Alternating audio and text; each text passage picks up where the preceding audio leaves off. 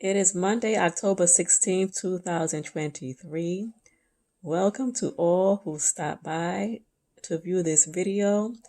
I am very confident that whoever needs to see this video will see it because the Lord has shown me that He does indeed send the intended people who need to see these videos, okay? So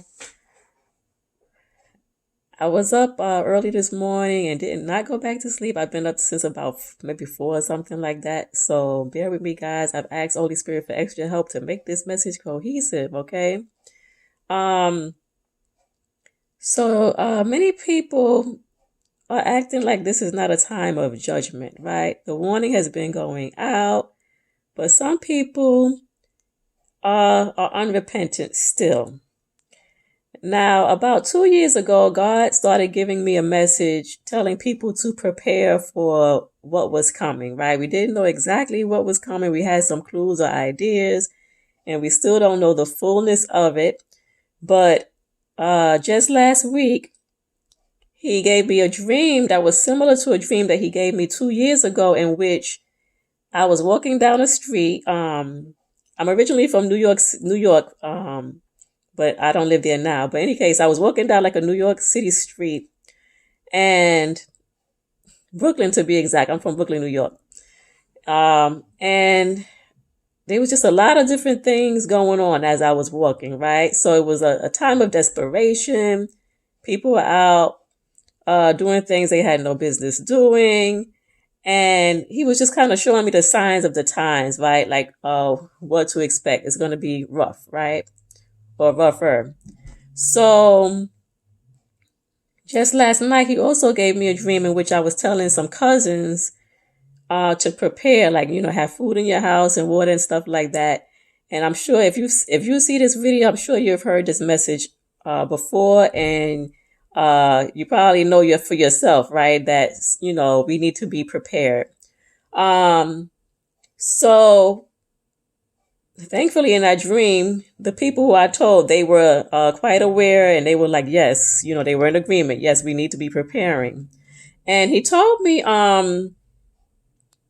last week also, He gave me the name of a hospital that's in the area I live in. And He said, don't sell what you need.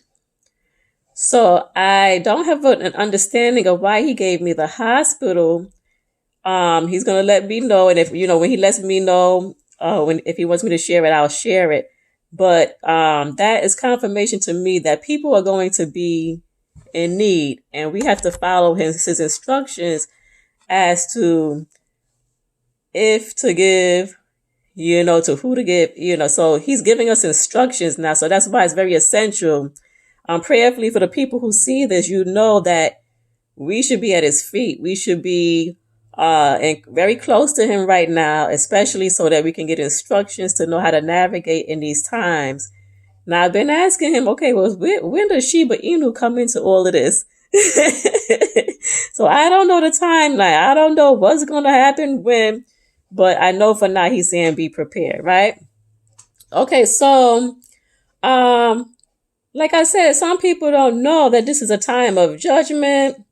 They are not repentant, and it's a time of exposure. So what He's having me do today is expose, right? And in particular, we're exposing counterfeits who got married. That's who we're exposing today.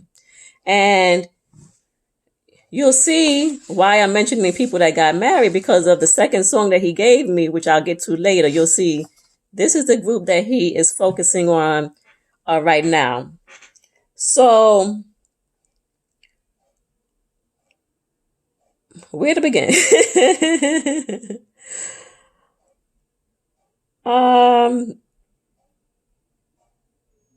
In particular, too, this is for the church. This is exposing the church, because the counterfeit I'm going to discuss, right? So, okay, let's talk about this. So kingdom marriages, right? For most of you probably aware, if this is not your story as well, there have been many of us standing for our spouses, right? So what God has shown me is that prophets, our lives, personal lives, are representations of what's going on on a larger scale, like what he's doing on the earth. So just like with Hosea, right? That was a story, like, and hence the transparency, because he wants you to see this picture of what's going on. So what you're going to see is a lot of things. You're going to see his great love, his forgiveness, for people that turn back to him, right? People who have already turned back to him, right? So people, although we haven't seen it yet, this thing has already happened, right? We haven't seen it really manifest fully yet. But, and for us standards, we're seeing, lives submitted to the Lord, and the great sacrifice and the suffering, and, identifying with Jesus in that way. So there's a lot going on with these kingdom marriages, right? And as I expressed in an earlier video, some of our spouses actually married someone else. So the Lord had me on Facebook,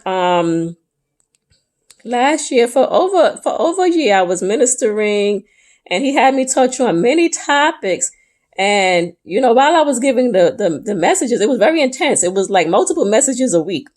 And I didn't realize that so many things were related, right? Everything was related, really. He pulled it together and let me know that they were not isolated messages, right?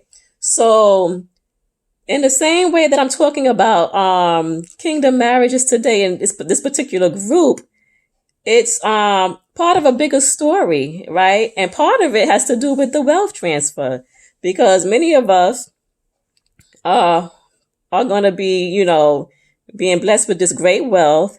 And this is our story, right? There's a lot of different stories going on. Some are similar.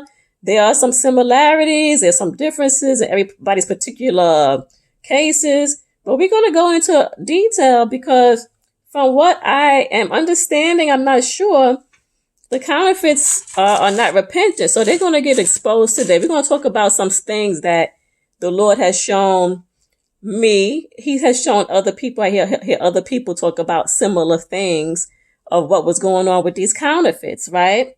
So, some things, if this message is for you, if you're in this situation, some things may resonate with you. Some things may be familiar. Some things may not be. It's not comprehensive, but it's just some of the things that I was trying to remember, the things that he talked to me about, in the ministry over that past year. Like, what are the things that he was discussing, right?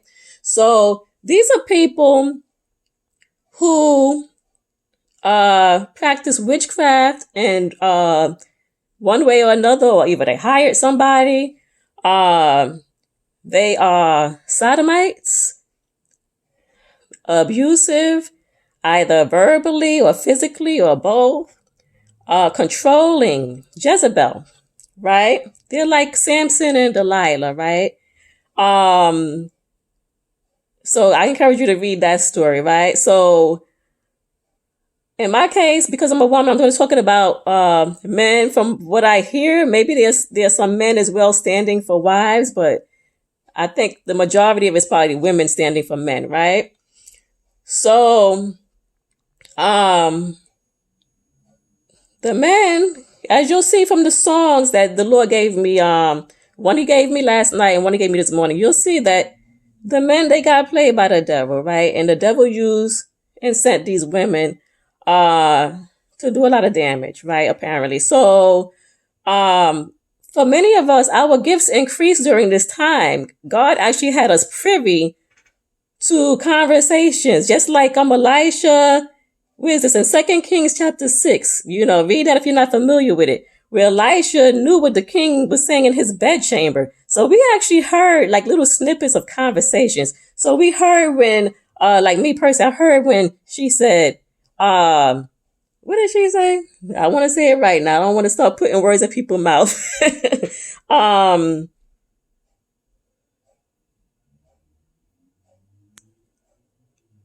How dumb can you get, right? So this is the kind of language that these people were using, and highly manipulative, right? So in some of these cases, the men had children and, well, okay, when I say the men had children, that's kind of up in the air, right? So I know in part and I prophesy in part.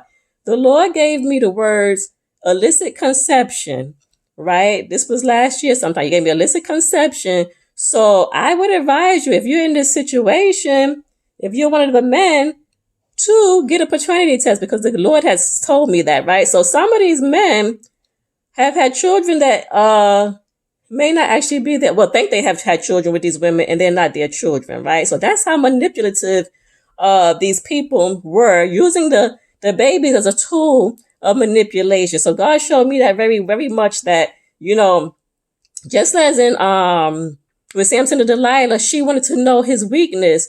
For some of these men, their children are their weakness, right? So that's what they were using, right? And it's nothing new under the sun. I'm sure we've heard of women trying to trap men by getting pregnant, right? This is not nothing new. This is something that still goes on today. I know I used to hear about that quite a bit, and it still happens, right? So, and you'll see from these songs, like the Lord is confirming, right? He's letting me know even deeper, like what was going on or what is going on or whatever, right? Depending on where people are in their process, right? So, oh,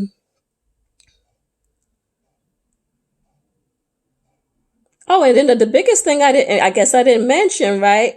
Because he's bringing judgment to the churches, right? These are church goers, right? So these people who are living in this way, who are not serving God, they are members of churches, right? So we just have to know that. They use drugs, they smoke weed and stuff like that, right? And these are people who, like I said, they're not repentant. Okay? Now, just like in Ezra chapter 9 and 10, how the priests were called to put away their pagan wives, this is what's going on now. So this still applies. God will separate people who he has not ordained to be together, right? I've experienced that myself, right? In the past. So and then also check out Nehemiah chapter 13. Well, let's read that in the King James Version. We're going to read Nehemiah 13 verses 23 to 31.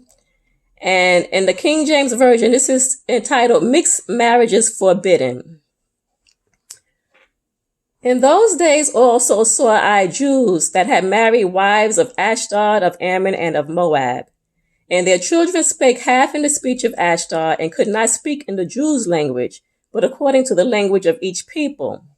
And I contended with them, and cursed them, and smote certain of them, and plucked off their hair, and made them swear by God, saying, Ye shall not give your daughters unto their sons, nor take their daughters unto your sons, or for yourselves. Did not Solomon king of Israel sin by these things? Yet among many nations was there no king like him, who was beloved of his God, and God made him king over all Israel. Nevertheless, even him did outlandish women cause to sin. Shall we then hearken unto you to do all this great evil, to transgress against our God in marrying strange wives? And one of the sons of Joada, the son of Eliashab, the high priest, was son-in-law to Sanballat the Horonite. Therefore I chased him from me. Remember them, O my God, because they have defiled the priesthood and the covenant of the priesthood and of the Levites. Thus cleansed I them from all strangers, and appointed the wards of the priests and the Levites, every one in his business, and for the wood offering at times appointed, and for the first fruits. Remember me, O my God, for good. Okay?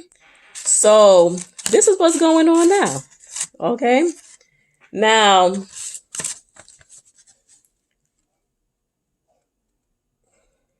I have some notes here. Hold on, guys. Okay? Be patient with me. Yeah, so, okay, what the Lord also showed me, right? Okay, so the relationships, they were founded on love. But from what he's shown me, the men of God, they loved the women and they wanted to make it like it was a real marriage, right? So he showed me that, they would try to teach the women the word of God, like a godly man should do. And the women hated that, right?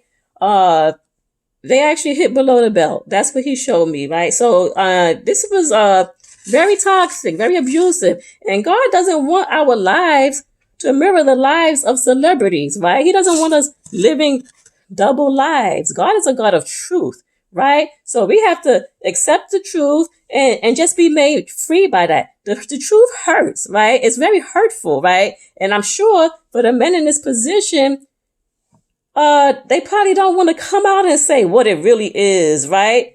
Hence, on social media, it may look a certain way, right? We see with celebrities, that's what they've been doing, right?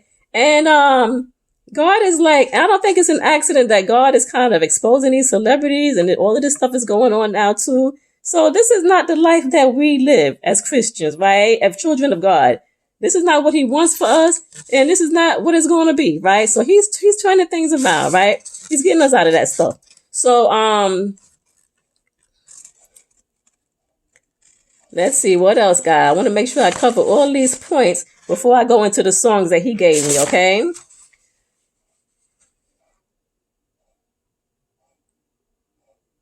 I think I got it, okay? Thank you for your patience. Thank you for your patience. I'm pausing quite a bit today. Okay, so the song that he gave me last night about 6:20 p.m. is Maneater by Oates. Now, this is another observation I've made. When he started speaking more heavily to me in songs, it was like a lot of 90s songs. I mean, other songs mixed in, but for the most part, it was very heavily songs from the 1990s. And now it seems like he's in the 1980s. So I had asked him, what is the significance of that? Is there significance? He hasn't answered me yet, right? But I think that's very interesting. Okay, so Maneater by Oates, right? So I'm going to read a couple of the lyrics. And I was quite surprised to get these songs, actually. I was really quite surprised to get these songs. But he wants us to know this stuff. This is exposure time. This is like, we're going to tell the truth. We're not going to cover anything up. This is what it is, right? We're going to move forward. Okay, so Maneater, this is by Oates. She'll only come out at nights, the lean and hungry type. Nothing is new. I've seen her here before. Watching and waiting. Ooh, she's sitting with you, but her eyes are on the door. So many have paid to see what you think you're getting for free. The woman is wild, a she-cat tamed by the purr of a jaguar. Money's the matter. If you're in it for love, you ain't gonna get too far. Watch out, boy, she'll chew you up. Oh, here she comes. She's a man-eater. Okay, then a little further on, I wouldn't if I were you. I know what she can do. She's deadly, man, and she could really rip your world apart. Mind over matter. Ooh, the beauty is there, but a beast is in the heart. All right, these are some strong lyrics, but this is what it is, okay? This is exactly what it is. So it's also serving, this message can serve as a warning for people. When we receive this wealth, if you happen to be single at the time, these are things that you have to be careful about, right? Because with the money, it's going to come, you're going to be able to afford people if you want, right? Don't, people that have money, don't they do that? They buy people, like you have a certain look. Now you can get a certain person that wouldn't go for you if you didn't have any money, right? So that kind of stuff happens, right? And then, as times become more desperate, people are going to be more deceptive. Game is going to be even tighter. I mean, some of these women out here now, from what I understand, they're doing a whole lot of stuff, right? And the men are getting tripped up over sex. I know someone. He didn't tell me directly. He told my son, we were having a conversation, but he respected me enough to say that this woman, he knew that she was no good for him, right? She stole some money and everything. And he was just saying the sex was so good. Come on. That's not what we're trying to do here, right? So God wants us to be careful. He's not giving us this wealth for that, right? To be spending it on things like that. Okay, so let's go to Proverbs 7. And this version is NLT. Another warning about immoral women. God was speaking so heavily in the ministry that he had me in last year about strange women. He was speaking so heavily about this. So this is for all the guys. You have to take heed, okay? So Proverbs 7. Follow my advice, my son. Always treasure my commands. Obey my commands and live. Guard my instructions as you guard your own eyes. Tie them on your fingers as a reminder. Write them deep within your heart. Love wisdom like a sister. Make insight a beloved member of your family. Let them protect you from an affair with an immoral woman, from listening to the flattery of a promiscuous woman. While I was at the window of my house, looking through the curtain, I saw some naive young men, and one in particular who lacked common sense. He was crossing the street near the house of an immoral woman, strolling down the path by her house. It was at twilight in the evening as deep darkness fell. The woman approached him, seductively dressed and sly of heart. She was the brash, rebellious type, never content to stay at home. She is often in the streets and markets, soliciting at every corner. She threw her arms around him and kissed him, and with a brazen look she said, I've just made my peace offerings and fulfilled my vows. You're the one I was looking for. I came out to find you, and here you are. My bed is spread with beautiful blankets, with colored sheets of Egyptian linen. I perfume my bed with myrrh, aloes, and cinnamon. Come, let's drink our fill of love until morning. Let's enjoy each other's caresses. For my husband is not home. He's away on a long trip. He has taken a wallet full of money with him and won't return until later this month. So she seduced him with her pretty speech and enticed him with her flattery. He followed her at once, like an ox going to the slaughter. He was like a stag caught in a trap, awaiting the arrow that would pierce its heart. He was like a bird flying into a snare, little knowing it would cost him his life. So listen to me, my sons, and pay attention to my words. Don't let your heart stray away toward her. Don't wander down her wayward path, for she has been the ruin of many. Many men have been her victims. Her house is the road to the grave. Her bedroom is the den of death. Okay, guys? So this is the song he gave me this morning, about 5:30 or so. It's Everything She Wants by Wham. That was featuring George Michael. Some of the lyrics here. Somebody told me, boy, everything she wants is everything she sees. I guess I must have loved you because I said you were the perfect girl for me. But now we're 6 months older and everything you want and everything you see is out of reach, not good enough. I don't know what the hell you want from me. Okay, so these men realized probably not too long into the relationship that this was a problem here, right? Because these are man-eaters or gold diggers. I forgot to give you guys the definition of man-eater that I found in the dictionary, right? A man-eater is a sexually aggressive woman who has multiple male sexual partners and is considered to be scheming or manipulative. Okay? Straight from the Lord. I didn't even know the definition of a man-eater, right? Another definition, femme fatale, right?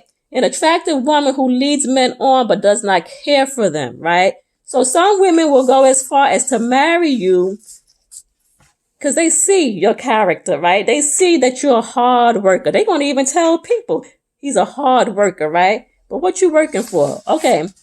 So here he goes again. He says, somebody tell me, won't you tell me why I work so hard for you? Give you money or to give you money. Some people work for a living. Some people work for fun. I just work for you.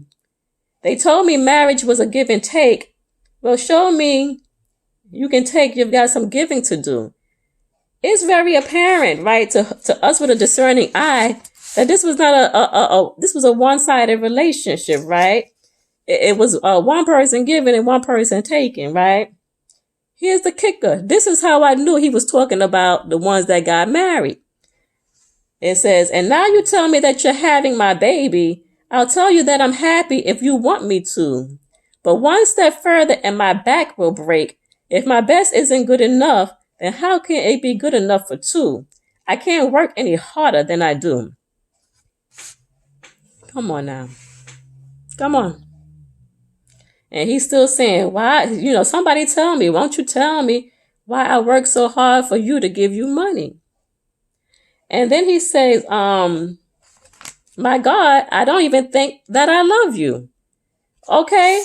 So if this is for you, if you are in this situation, just know that God has a way of escape, right? Like I said, I know in part and prophesy in part. I just know that God had told me, he gave me the words illicit conception. He told me something about paternity. So if you have not already, take that paternity test to see what's really going on, right? Again, this message may not be for everybody, but you have to take it to the Lord yourself, right? And if you're watching this, you have that relationship with the Lord, right? So, and it could be that you already did that, and I just don't know. So, in any case, guys, I think that's it for today. That was a whole lot, right? But this is God exposing. This is God telling us the truth, and we will be made free. Okay? God bless you.